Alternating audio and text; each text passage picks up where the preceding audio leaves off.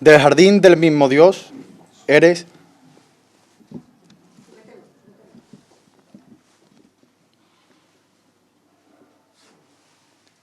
Del jardín del mismo Dios eres la rosa más bella. Del mar la perla más bella.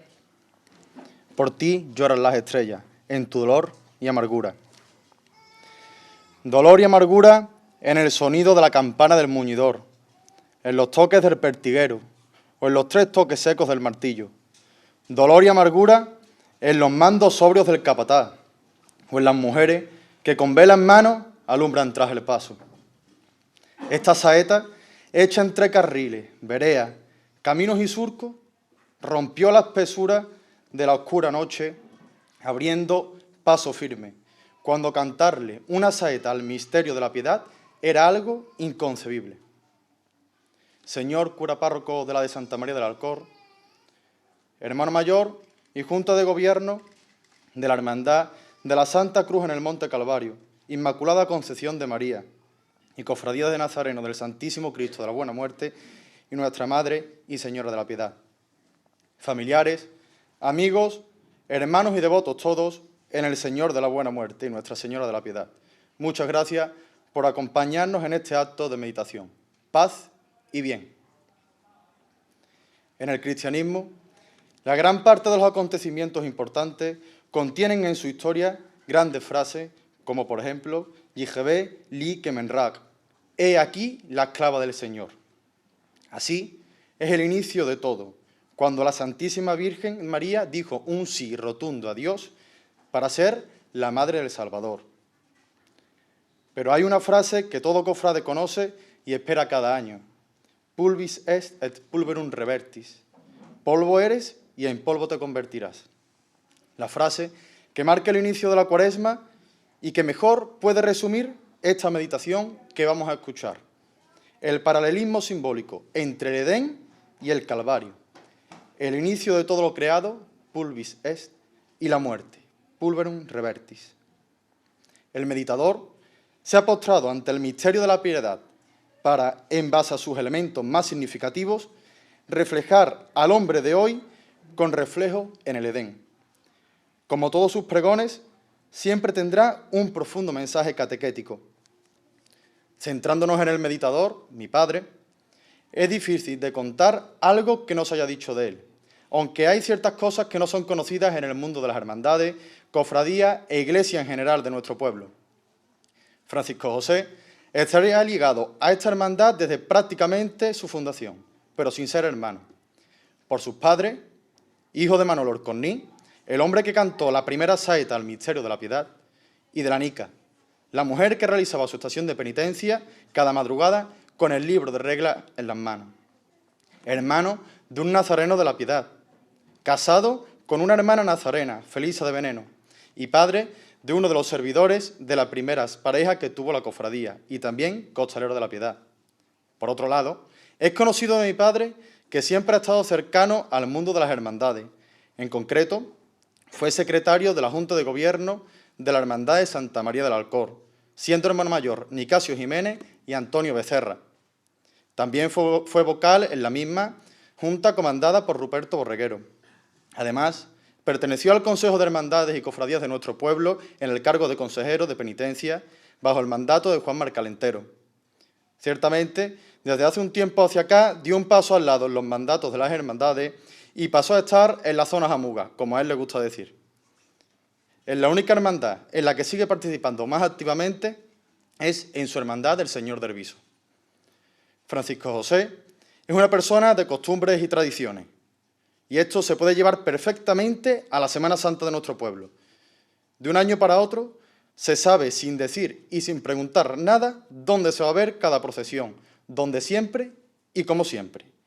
El Domingo de Ramos, la borriquita la ve siempre por primera vez en el Rincón del Pilar, en la esquina del ayuntamiento a la altura de la Fuente de la Sardina. Después se acompañará en más sitios, pero esa parada es obligatoria. El miércoles santo a esperar al cautivo al cantillo sí o sí. El jueves santo, tras los oficios, al lugar más privilegiado de toda la Semana Santa bisueña, la tienda de Jesús de los Santos, al balcón. La madrugada acompañando en el recorrido al misterio. El Viernes Santo por la mañana al Calvario o mínimo a Canal 2 Antiguo, los dos juntos.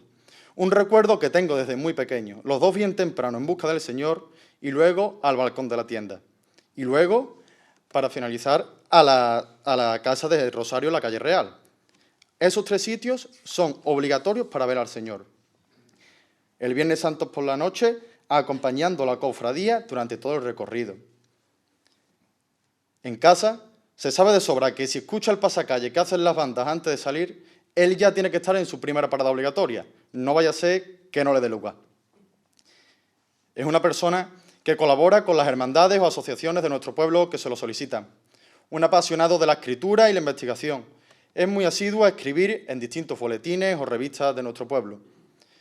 También es la persona que redactó el actual ejercicio de triduo en honor al Santísimo Cristo de la Veracruz. Hizo lo mismo con el libro de la historia de la hermandad de nuestro Padre Jesús Nazareno por el 395 aniversario de la llegada de la imagen. Escritor de varias sevillanas y plegarias a nuestra patrona. También descubrió que la hermandad de Nuestra Señora del Carmen era hermandad carmelita y no asociación como se creía. Hace poco investigó sobre la vida del sacerdote Fray José Ramón Rodríguez García, nieto de José Encaja, hijo del Viso, que era totalmente desconocido, cosa que fue ardua y le llevó a realizar muchas llamadas telefónicas y entrevistas a frailes. Con esta investigación colaboró en la revista de la Fiesta de la Santa Cruz de la Asociación Cultural Amigos del Viso, entre otras redacciones. Al hilo de la escritura viene lo que hoy nos concentra aquí, los pregones, o en este caso meditación, que al fin y al cabo tiene un formato parecido. Siempre le he dicho que tiene mucha facilidad tanto para la escritura como para la puesta en escena. Poco le queda por pregonar, meditar o felicitar. Fue pregonero en la Semana Santa en 1996, de la Hermandad de nuestro Padre Jesús Nazareno en el 2008, de los Reyes Magos en el 2011 y de las Glorias de María en 2018. De muchos no tengo recuerdos tan nítidos, pero de este último siempre me quedará el y llegará otro 12, como 12 tiene el año, y aquella retahíla de con el Viso y su gente siempre te queda. Siempre hemos dicho que en casa cada uno tenemos nuestras devociones, pero si hay una devoción que es la de la casa y del meditador en especial, es la Virgen. Y en mi casa, cuando se dice la Virgen, no hace falta decir nada más, pues sabemos quién es. La Virgen es la patrona. Y la reina de los Alcores lo es todo en casa. Esto, tanto Francisco José como mi madre, nos lo han sabido transmitir desde chico a mi hermana y a mí. Por otro lado, al igual que es un apasionado de la lectura y escritura, es un melómano. La vida de Francisco José no se puede entender sin la música. Desde muy temprana edad perteneció al coro de Santa María del Alcor, el coro de Raquel, convirtiéndose en su mano derecha a nivel de dirección musical en los últimos años que pertenecimos al coro. Aprendió de joven a tocar el órgano, teniendo en casa una auténtica joya del siglo XIX, un armonio de viento que es una maravilla cuando hace sonar marchas como Virgen del Valle, Valle de Sevilla o Tus dolores son mis penas. Al igual que ha escrito alguna que otra sevillana o plegaria, también compuso la parte musical del himno de la Virgen de la Esperanza de nuestro pueblo, al que luego se le añadió la letra y se le hizo la armonización. Desde joven perteneció a la banda del Seri, tocando el clarinete. Con este instrumento lo intentó con mi hermana y conmigo, pero no tuvo mucho resultado. Actualmente lo ha retomado para disfrute personal y así acompañar a coros en distintos cultos. Hizo sus pinitos con la guitarra. Además, toca el flautín rociero, con el cual acompaña a nuestra patrona en el día de la gira. Luego, aprendió a tocar la flauta travesera. Y por último, el instrumento con el que está liado ahora mismo, y creo que más valor tiene, el violín. Hay que decir que todos estos últimos instrumentos lo ha aprendido de forma autodidacta, lo que le aporta mayor valía. Pero yo creo que si hay algo que le gusta, aparte de los instrumentos, es la investigación sobre canciones religiosas y la dirección de coros. En el momento de su vida que más alejado estaba de la cofradía y de la música religiosa, con lo que a él le gusta, parece que el señor del Viso fue a buscarlo para que no se alejara y volviera. Desde hace unos años dirige el coro de su hermandad nazarena. Y para mí es todo un orgullo decir que fue el director musical de aquel pontifical, de la entrega de la primera llave de oro del Viso al Señor.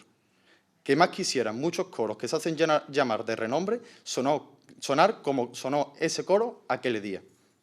Y todo gracias a su esfuerzo y tesón.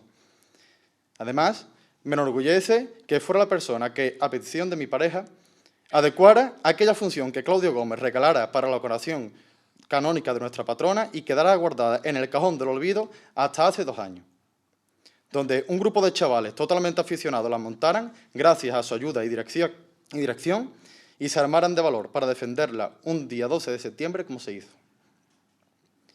Por otro lado, lo que hoy nos centra aquí, y como dije antes, Francisco José es una persona de la piedad, menos nazareno ha sido de todo.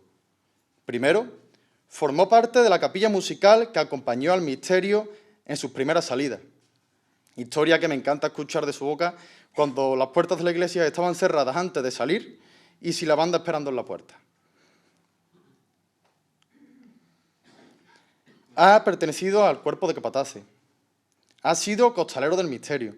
Ha pertenecido al cuerpo de acólitos muy recientemente, participando en aquella extraordinaria de 2010. Alguna anécdota que otra hay de aquel día. Además, es un asiduo a los cultos y función de la hermandad, y alguna que otra colaboración en su boletín. Debido a que es un manita, con las manualidades también aportó colaboración en el paso procesional con los detalles de Carey. La piedad lo es todo. Sin ella no hay nada. Es la virtud inspirada por amor a Dios y a los demás. Es el mandamiento del amor. Hoy, papá, puedes cerrar un ciclo en la hermandad, o mejor dicho, continuarlo y ampliarlo, porque siempre serás piedad, por quien eres y de dónde vienes. Meditador, tuya es la palabra.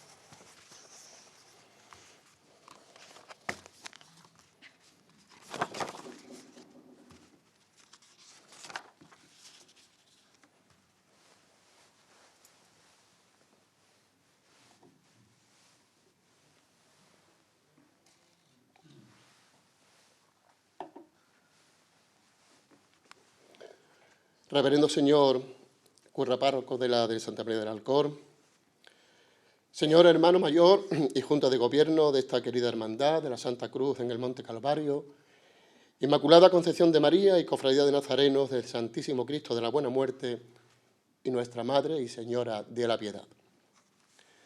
Familia, amigos, hermanos y devotos todos del Señor de la Buena Muerte y Nuestra Señora de la Piedad.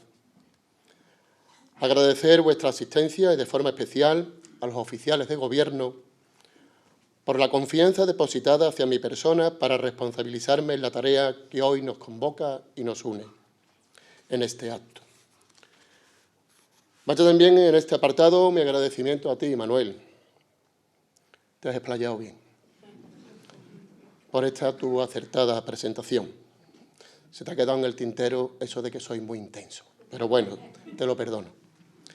Entre padre e hijo puede quedar esta gratitud como un mero formalismo de cortesía, pero como padre soy consciente que esta labor no te ha sido fácil. La premisa con la que llegas, te presentas y partes es clara. De su padre, ¿qué va a decir? Por eso, bien sé que tus palabras han tenido que superar esas dificultades entre lo que te dice la razón y el corazón. Gracias también por el detalle y la sensibilidad de hacer presente al abuelo Manolo con esa letra de la primera saeta que le dedicó y se le cantó a este misterio en la puerta de la tienda de la abuela Nica. Un beso. En un mundo donde casi todo se nos da hecho, fácil, cómodo, que huye del esfuerzo y hasta casi nos plantean lo que tenemos que pensar, permeando sutilmente un pensamiento único, mimetizándose en el postulado de la pluralidad, nos podemos preguntar si hoy día tiene lugar y sentido esto de contemplar o meditar, más aún si el tema que ocupa es sobre Dios. ¿Es actual, válido, moderno, útil, progre? ¿Produce este asunto alguna rentabilidad o es más bien un mero pasatiempo de algunos nostálgicos que se resisten, no reconocen o están ajenos a esta modernidad? Meditar, por definición, es pensar atenta y detenidamente sobre algo.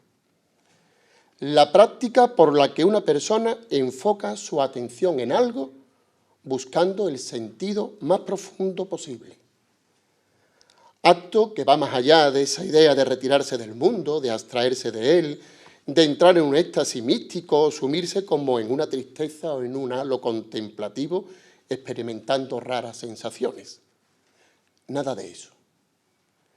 La meditación, por contra, es un acto por el que poder llegar también incluso a sentir un deleite.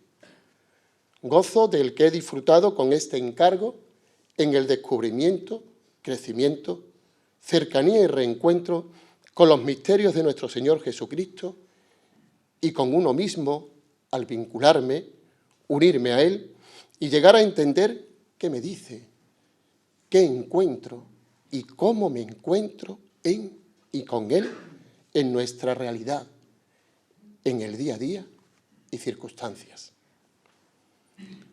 Y en esto va terminando una nueva Cuaresma. Otro nuevo tiempo y oportunidad que nos ofrece la Iglesia en este ciclo litúrgico de conversión, renovación y reencuentro, situándonos nuevamente en el punto de partida en el que nuestro sentir y vivir cristiano cuaresmal y de la posterior pasión y muerte de Jesús no debe ser el de estar anclado en un prolongado tiempo ordinario común, rutinario, sin que nos aporte nuevos y renovados frutos y madurez espiritual. Lo que queda aún por vivir y celebrar hasta el Santo Triduo Pascual va más allá de un conjunto de ritos costumbristas, culturales y tradicionales arraigados en nuestra religiosidad popular. Es una nueva oportunidad en la que ese Dios incansable e insaciable vuelve a abrir y tender sus brazos para convertirnos en un hombre nuevo, no alimentado por la manzana del Génesis, sino por la palabra, el cuerpo y sangre de Cristo, anunciada, entregado y derramada para vencer el mal y conquistar nuestra salvación. Con estos sentimientos, gozo y satisfacción, he contemplado y meditado este misterio de la piedad que con la venia de los sagrados titulares y encomendado a ellos, paso a compartir.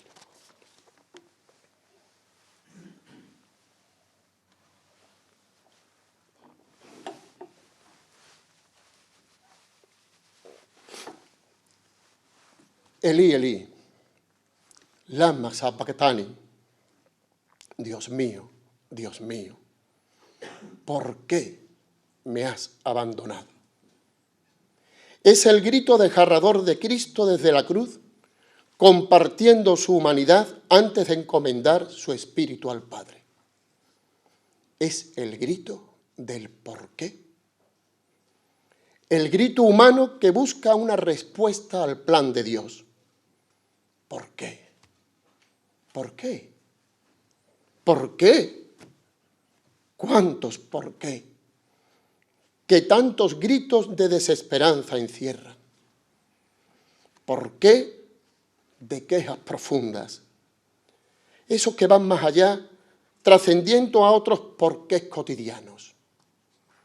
Porqués que son aún más angustiosos porque quedan y gritan desde y en el silencio más hondo del ser, provocando profundos ecos, mientras tenemos esa sensación del silencio de Dios.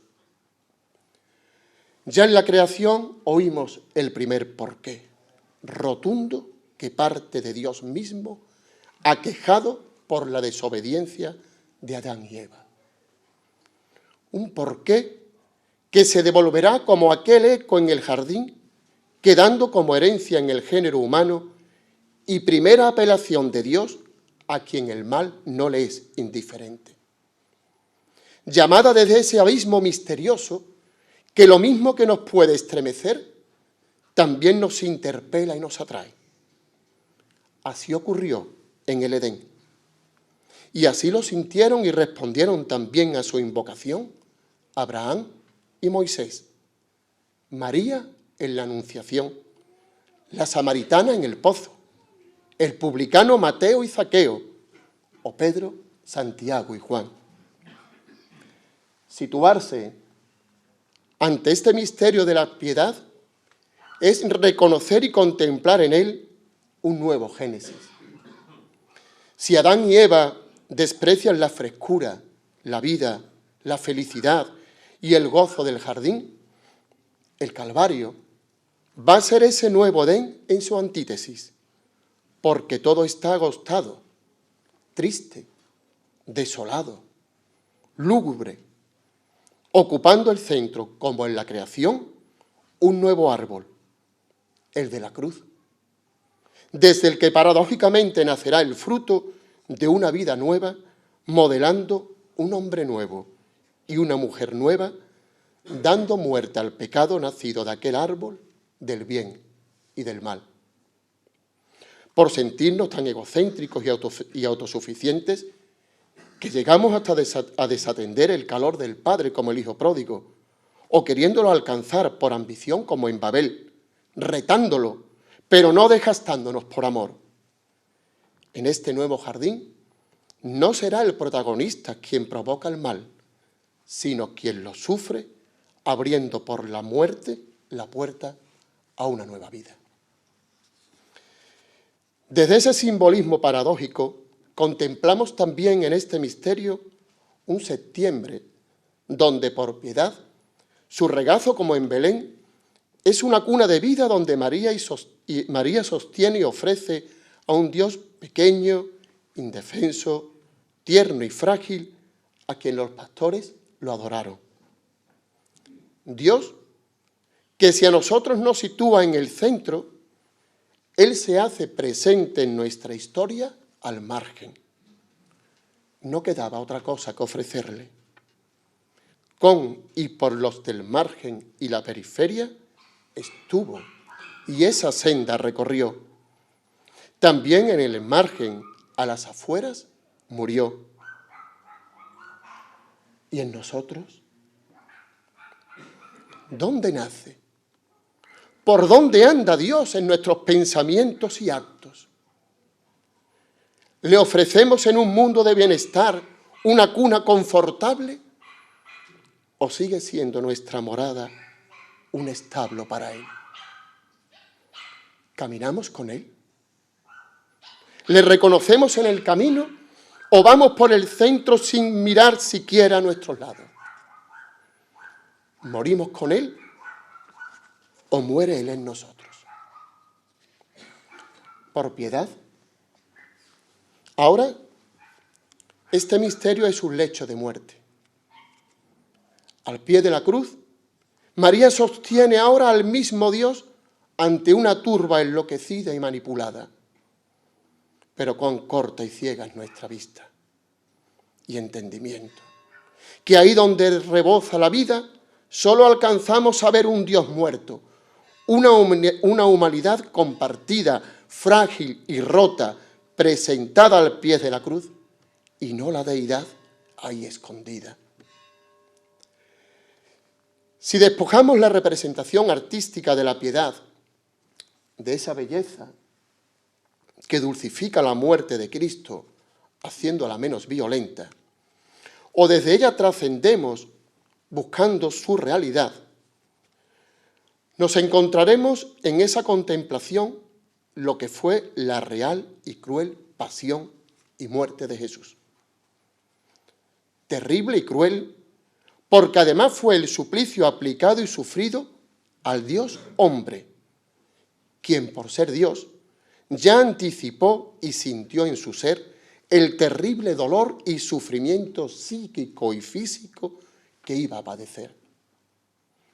María nos presenta en ese Edén del Gólgota un Hijo de Dios roto, tronchado y derretido por amor, en el que el Padre culmina la obra de la creación. En sus brazos hay ahora un silencio, el mismo que ella tuvo durante su vida, con el que tanto dijo sin decir nada. María, modelo y paradigma de las bienaventuranzas y compromiso de la entrega y fidelidad a Dios. Este misterio de la piedad es una escena que, como digo, esconde una tremenda crueldad. La madre sosteniendo al hijo muerto y hasta en ese instante permaneciendo fiel al amor. Fidelidad mantenida desde su respuesta al ángel, en su compromiso libremente adquirido.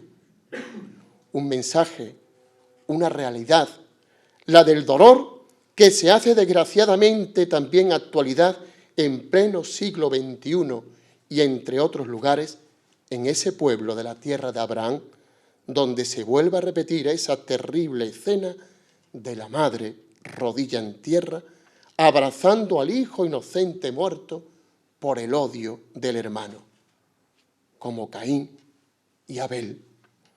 A la vez que se está adentrando entre nosotros la escena del hermano sufriente como algo cotidiano, familiar, formando parte de nuestras vidas, como si ante tales situaciones estuviéramos dopados, anestesiados, insensibles. Nos sirve hasta de entretenimiento, distracción, morbo y espectáculo el dolor ajeno, como aquellos que asistían a la muerte en el Calvario.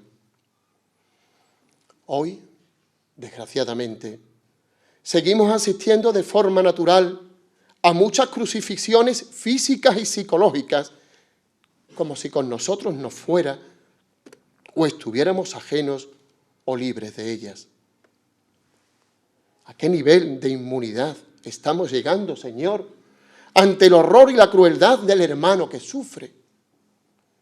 Parece que estamos tan acostumbrados a ver y pasear a Cristo sufriente y muerto por nuestras calles, que quizás estemos hasta necesitando de una nueva representación dolorosa que nos conmueva. O como Pablo, darnos de bruces en el suelo y quedarnos ciegos para poder ver. Son muchos los Cristos sufrientes, almas rotas y llagadas cubiertas por la envoltura del cuerpo, que pasean por las calles viviendo su particular Via Crucis. Y ese es el rostro del Cristo de la madrugada bisueña. El rostro desfigurado de los que sufren, la cara visible del Dios invisible, Ay, pero cuando irrumpe en nosotros el dolor, en cualquiera de sus posibles acontecimientos, entonces, sin más reparo y desde el incomodo, aparece el interrogante del ¿por qué, Dios mío? ¿Dónde está Dios? Como Marta ante la muerte de su hermano Lázaro. Si hubieras estado aquí. Ahora le clamo, le pido y le exijo sin pudor. Le grito, le protesto y hasta le hago responsable último de los sucesos. ¿Cuánto nos queda por conocer a Job? Un Dios a demanda, según mi interés, mis momentos y mis tiempos, olvidando que nos hemos henchido tanto del amor propio que no hemos dejado espacio para el amor de Dios. Ese Dios que sin descanso nos sigue tendiendo sus manos y que como aquel compañero de cruz, también hasta el último momento y oportunidad somos capaces de rechazarlo. Así que, ¿negociamos con Dios? ¿Es buen compañero de viaje o me incomoda su presencia? Desterrar a Dios y el sentido trascendente de nuestras vidas, perdiendo el buen sentido del temor de Dios, como ocurrió en el Edén, es abrir la puerta a desnudar y desproteger al hombre. Construir un mundo sin escrúpulos donde todo vale, relativizando esos valores absolutos que engrandecen y humanizan a la persona para revestir y disfrazar la realidad con una dialéctica eufemística. Matando a Dios, pretendemos encubrir, asimilar y normalizar comportamientos injustos o amorales, justificados por un marco legal y priorizar el fin a los medios. Leyes que incluso desamparan al indefenso o desvalido porque no miran al alma del ser, porque se deja en el camino la alegría y la grandeza de sabernos hijos e imagen de Dios, porque se formulan a medida de las nuevas castas de escribas y fariseos. Y ahí, en la ley, en la razón de su auténtico sentido y plenitud, también estuvo el Cristo de la buena muerte, como en la curación practicada en sábado, o ante la condena de la mujer adúltera, aquella con quien la ley tenía que ser implacable y ante una norma no escrita, el que esté libre de pecado, que tire la primera piedra, queda absuelta desde el perdón y ante el asombro de los presentes, dando a su vida una nueva vida. Yo tampoco te condeno. Vete y no peques más. Hoy incluso usamos argucias y frivolizamos con el nombre de la ley, la paz y el progresismo para justificar, excusar, enjuagar y aplaudir hasta sin pudor a los nuevos celotes. Lo mismo que siguen circulando las 30 monedas desde otros sanedrines, con otros Judas, formatos y cantidades. Jesús, ante los sepulcros blanqueados, lo dejó claro. En la prudente corrección fraterna, la caridad no puede confundirse con la claridad. No puede ser políticamente correcto porque el Evangelio no lo es. Ese es el Señor de la buena muerte en brazos de Nuestra Señora de la Piedad. Ese Cristo que duerme tiernamente, pero que sigue gritando aún con un quejido más agudo ante las injusticias humanas, por más que queramos tapar su boca. Señor, seguimos oyendo gritos desconsolados y fríos como en la madrugada, como en el paraíso cuando entró el pecado. Gritos de dolor como en el Calvario. Gritos que nos aturden igual que los rostros desfigurados, los miedos, la desnudez y los por qué, que se acentúan más y como que paradójicamente la noche los iluminara, dándoles más intensidad de luz, haciéndolos más patentes. En la madrugada, con sus negruras y sus miedos, el viso se hace todo calvario con este misterio de la piedad, con un espeso silencio que nos envuelve. Silencio que en una sociedad de tantos ruidos echamos en falta. Silencio que de la atención nos lleva a la oración, al descubrimiento, al calor de la palabra, a elevar la mirada y establecer con calma el diálogo con el Padre, con el Hijo, con la cruz, por la intercesión de María y asistidos por el Espíritu. Necesitamos trascender nuestra comunicación más allá de un dispositivo y una aplicación. Porque rezar es pensar a lo grande y en lo grande. Es, aunque parezca irracional, razonar. Es una pausa en un mundo alocado y estresado, en una dictadura de lo divertido, de las prisas y de jornadas agotadoras. Rezar es incluso hacer algo grande y de forma anónima, solidaria y altruista por otro, hasta por el que no cree y que nadie nos lo puede impedir. Orar es agarrarse desesperadamente a lo inmaterial, lo único que podemos hacer cuando ya no podemos hacer nada, relativizando lo demás y acordándose y valorando lo que de verdad importa. Rezar es tener fe, esperanza y consuelo en la vida, en las personas, en los amigos, los hijos, los padres y en Dios. Lo que hubieran necesitado Adán y Eva para no caer en la tentación. ¿Cuántas veces se retiraba el Cristo de la buena muerte buscando la pausa, la tranquilidad, el reposo y el silencio para orar? Por eso venció las tentaciones. Y el que pase de mí este cáliz, asumiendo la voluntad del Padre, para rubricar la nueva alianza. Igual que Nuestra Señora de la Piedad, guardándolo todo en su corazón. Así pudo ir madurando, fermentando y creciendo la fortaleza para estar íntegra al pie de la cruz.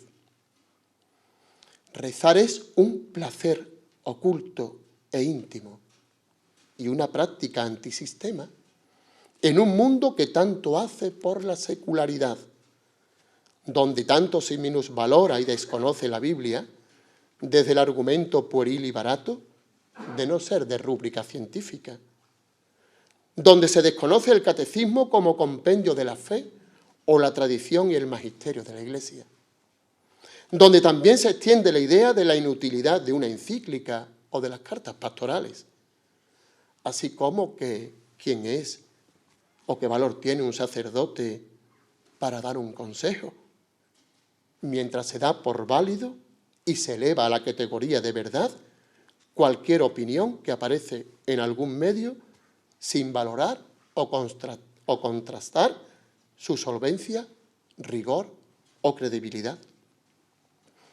Y ya no digamos si el tema afecta a la Iglesia, esa que tantos critican, rechazan o denostan por sus errores, no pocas veces desde tópicos manidos, desfasados y banales, pero que son buen recurso porque alegran mucho al oído.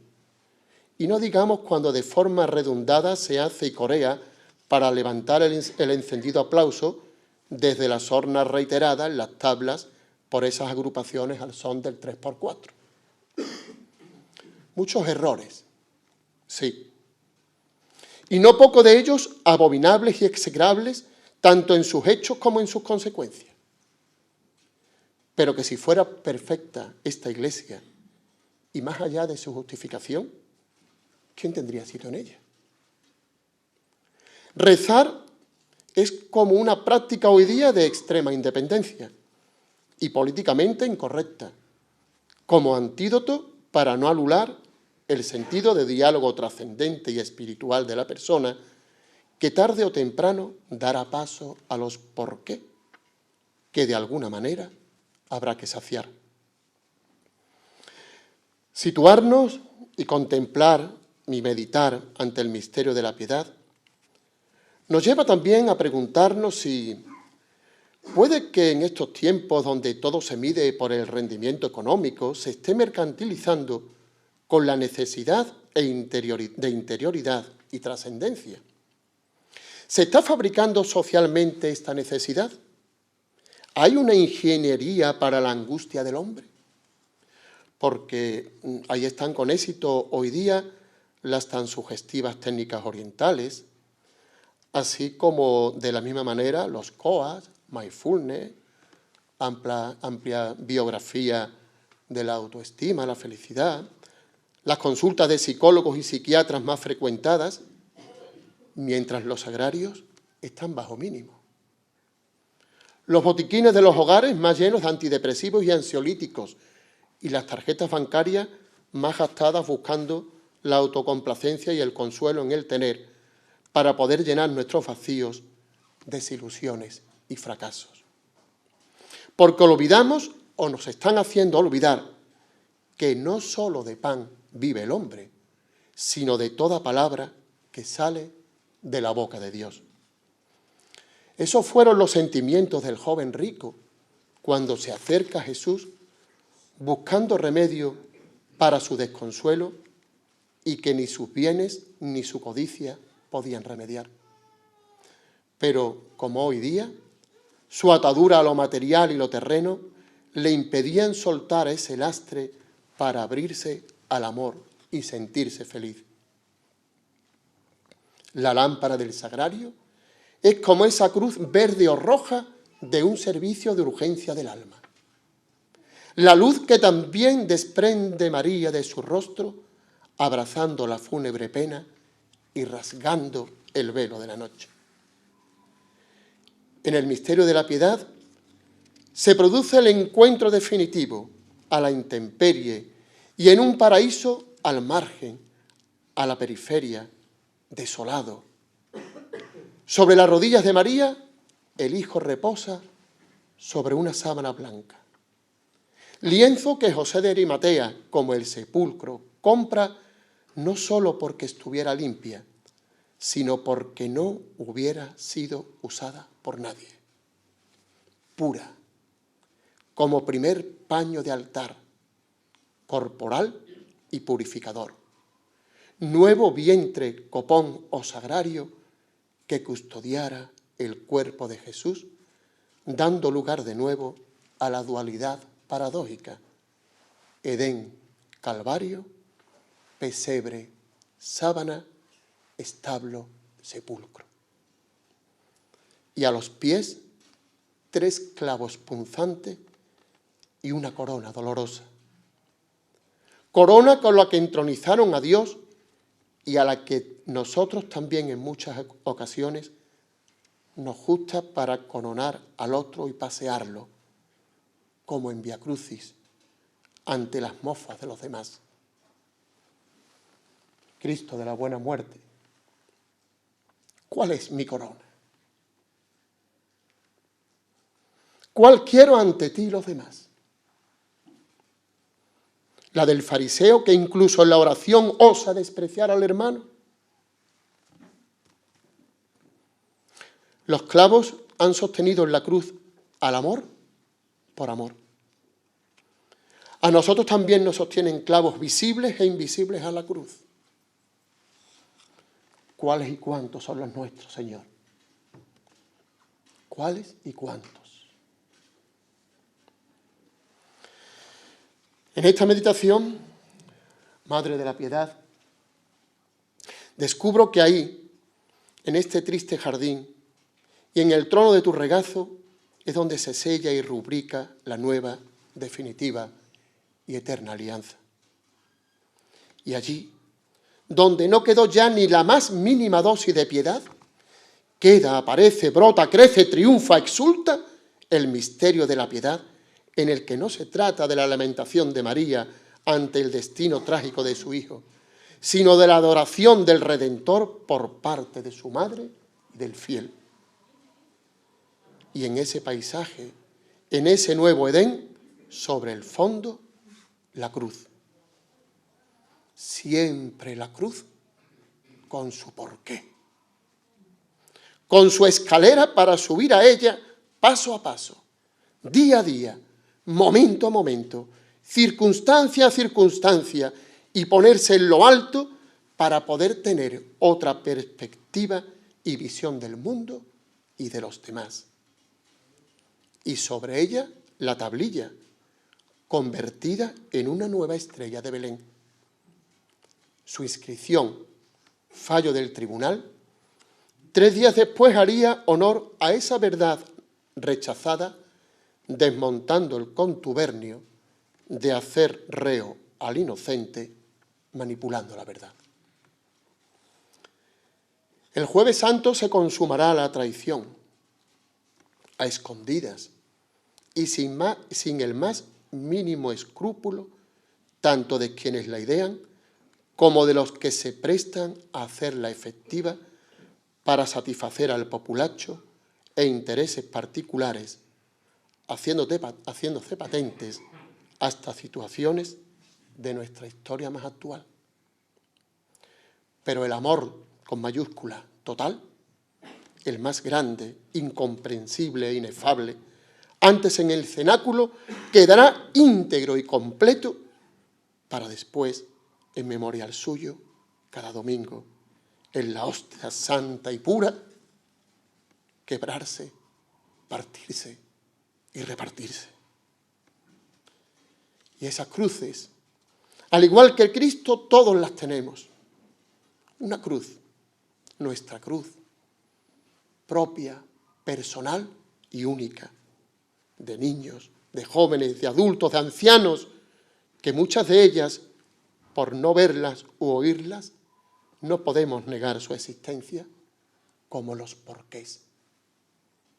Su tamaño, su peso, su durabilidad, están diseñadas por el Dios artesano, quien por amor la hace a nuestra medida, frente a aquellas que están vacías de la presencia de Dios y que también la acogemos.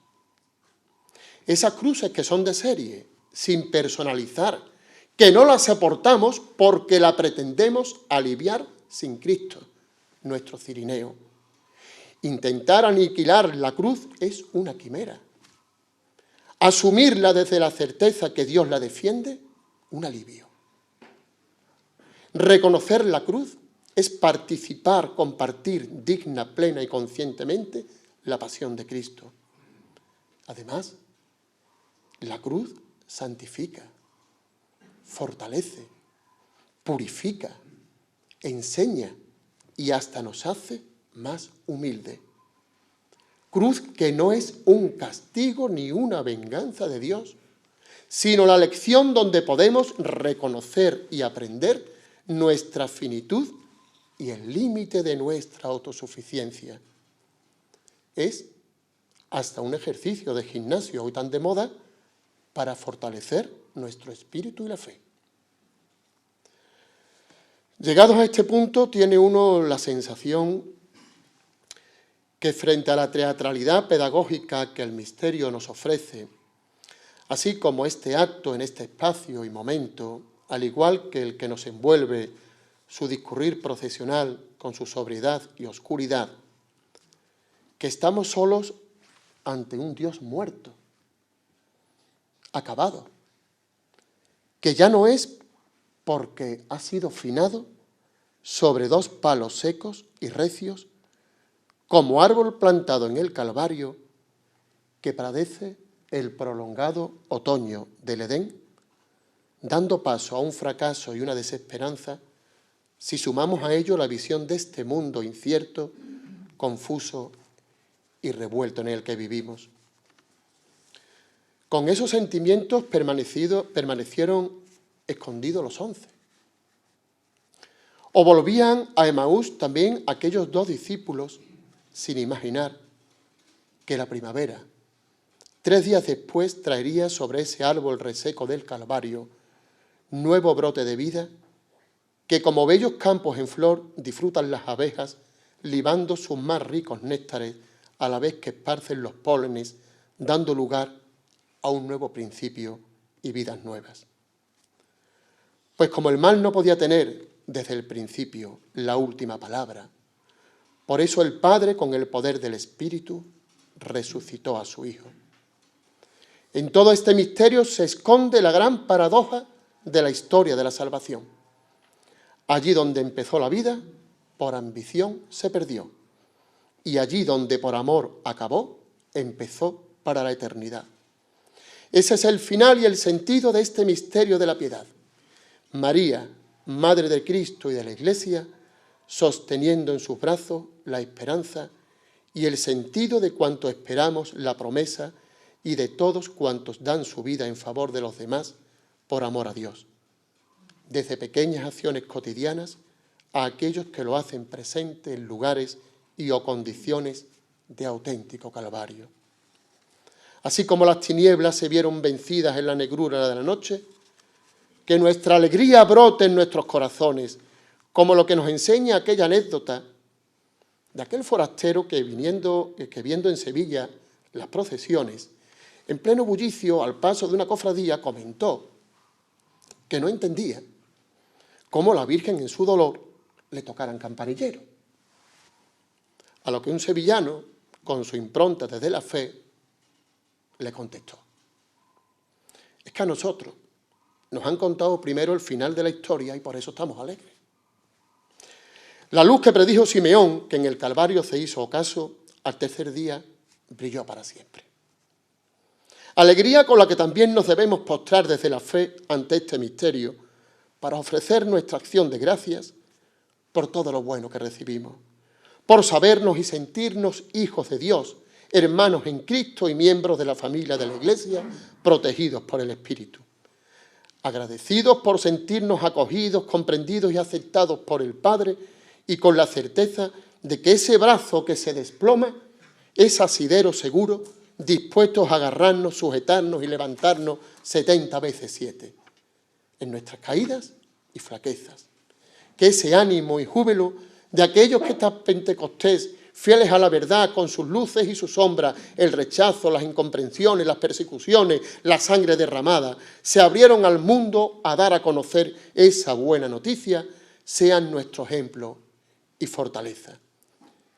Encomendémonos con estos sentimientos de esperanza a la Santísima Virgen María, maestra en la fe, para que desde su inmensa piedad nos haga descubrir y vivir en el jardín de nuestras vidas con gozo, fe, esperanza y caridad las promesas de nuestro Señor Jesucristo.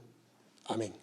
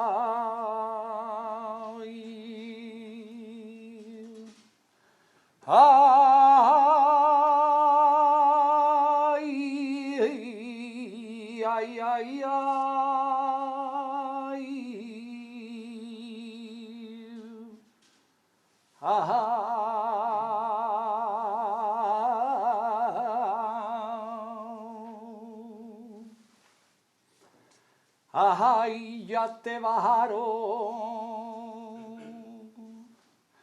ya te bajaron,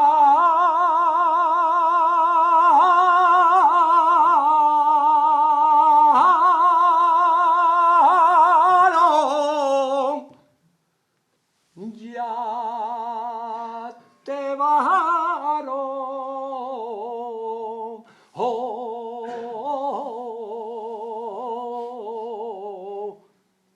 Del maero.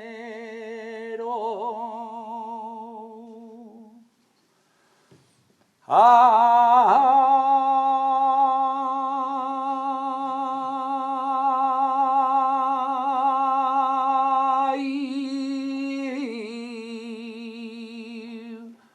ay, ay, ay, ay, ay, ay,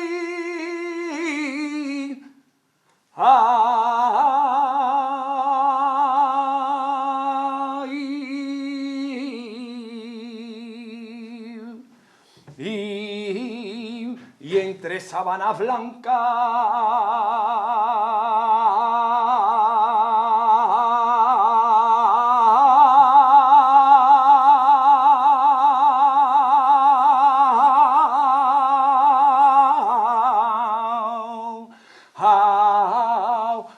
te envolvieron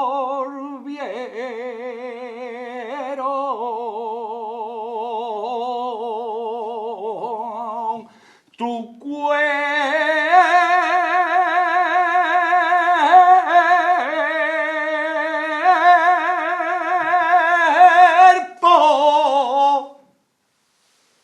tu cuerpo,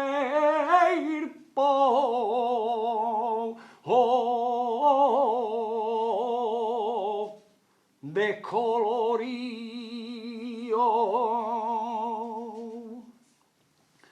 Tu madre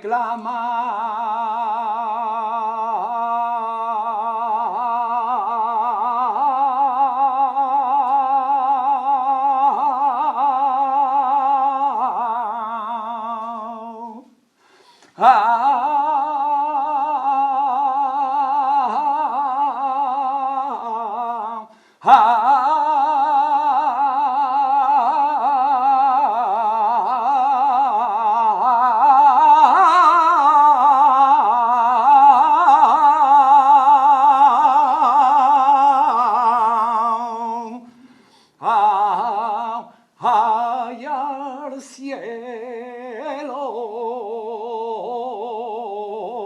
porque te han dado tantos martirios. Ay, ay, ay, ay, ay, ay,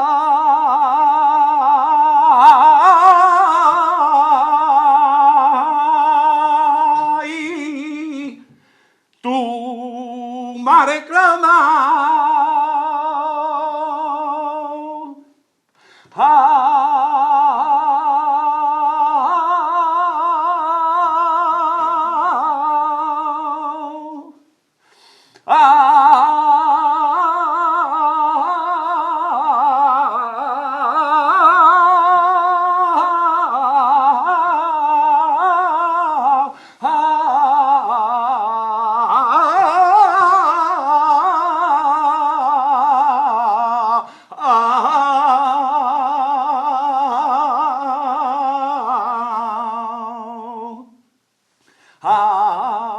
Ay al cielo,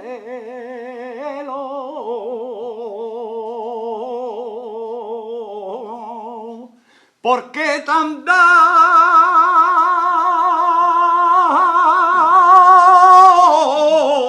¿Por qué tan dado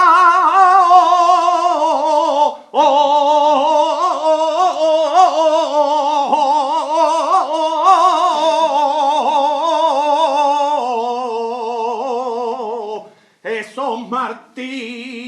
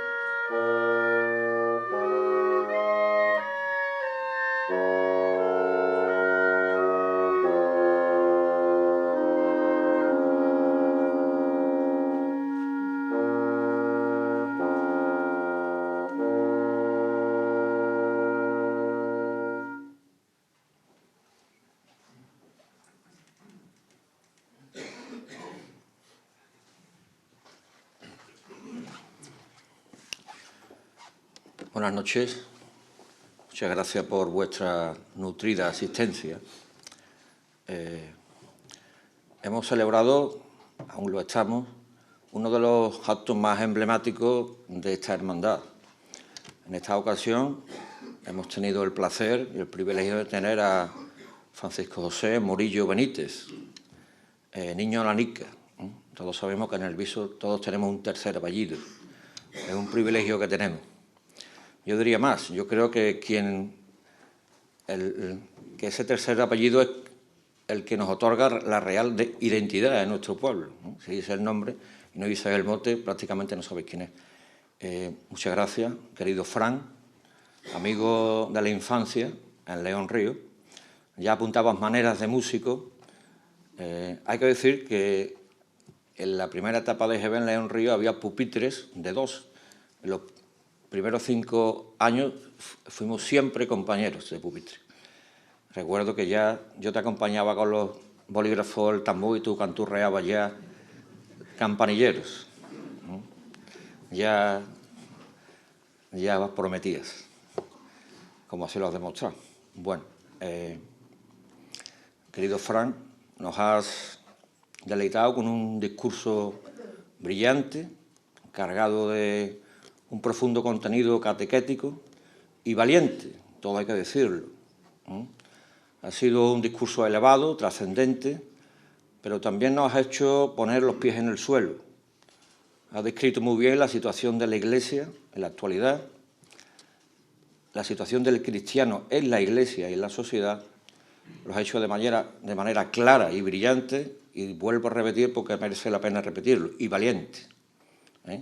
Habría que escuchar discursos como el tuyo más a menudo, dentro del seno de la Iglesia también. Y bueno, agradecer también a su querido hijo Manuel por tu presentación. Y uno de los elementos básicos e imprescindibles en este acto es la saeta, querido Mai, y el trío de capilla que tan maravillosamente nos ha acompañado esta noche. Gracias a todos de corazón, y a continuación procedemos a hacer entrega de un presente primero al meditador y saetero.